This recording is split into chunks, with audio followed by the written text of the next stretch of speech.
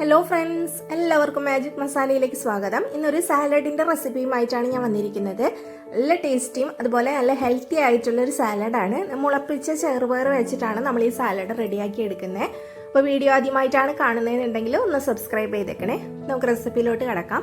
ഞാനിവിടെ 1.25 കപ്പ് മുളപ്പിച്ച ചെറുപയറാണ് എടുത്തിട്ടുള്ളത്. മുളപ്പിച്ചതിന് ശേഷമുള്ള അളവാണ് പറയുന്നത്.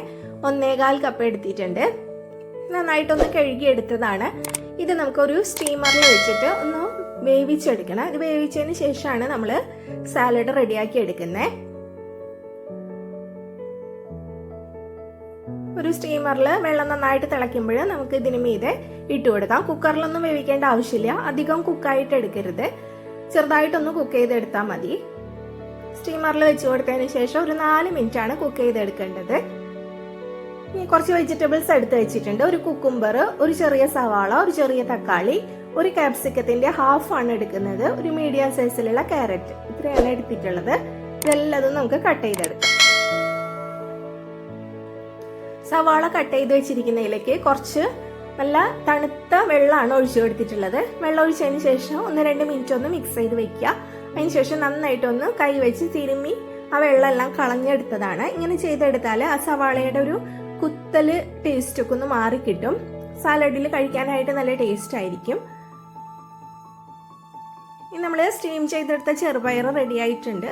നമുക്കിതൊരു ബൗളിലേക്ക് ഇട്ട് കൊടുക്കാം. സാലഡ് റെഡിയാക്കാനായിട്ടാണ് ബൗളിലേക്ക് ഇട്ട് കൊടുത്തിട്ടുണ്ട്. ഇനി നമുക്ക് സവാള അതിലേക്ക് ഇട്ട് കൊടുക്കാം.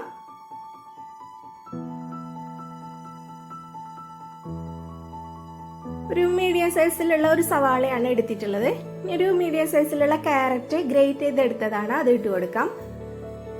ഇനി ഒരു ക്യാപ്സിക്കത്തിന്റെ ഹാഫ് എടുത്തിട്ടുണ്ട്, ചെറുതായിട്ട് അരിഞ്ഞെടുത്തതാണ്, അത് ഇട്ട് കൊടുത്തിട്ടുണ്ട്. ഒരു ടൊമാറ്റോ എടുത്തിട്ടുണ്ട്. ടൊമാറ്റോ എടുക്കുമ്പോൾ പുളിയില്ലാത്ത ടൊമാറ്റോ എടുക്കാനായിട്ട് ശ്രദ്ധിക്കുക. കട്ട് ചെയ്തിട്ട് കൊടുത്തിട്ടുണ്ട്. ഇനി ഒരു കുക്കുംബർ ചെറിയ കഷ്ണങ്ങളാക്കിയത് ഇട്ട് കൊടുത്തിട്ടുണ്ട്.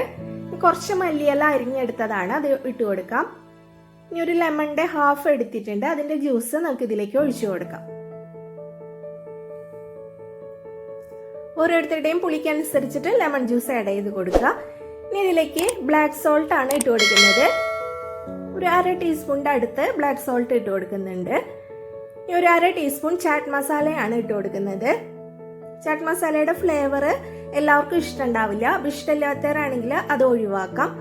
അതിന് പകരം പെപ്പർ പൗഡറോ അല്ലെങ്കിൽ ചില്ലി ഫ്ലേക്സ് ഒക്കെ ആഡ് ചെയ്ത് കൊടുത്താൽ മതി. ഞാനിപ്പോൾ ഇതിലേക്ക് ചില്ലി പൗഡർ ആണ് ഇട്ട് കൊടുക്കുന്നത്.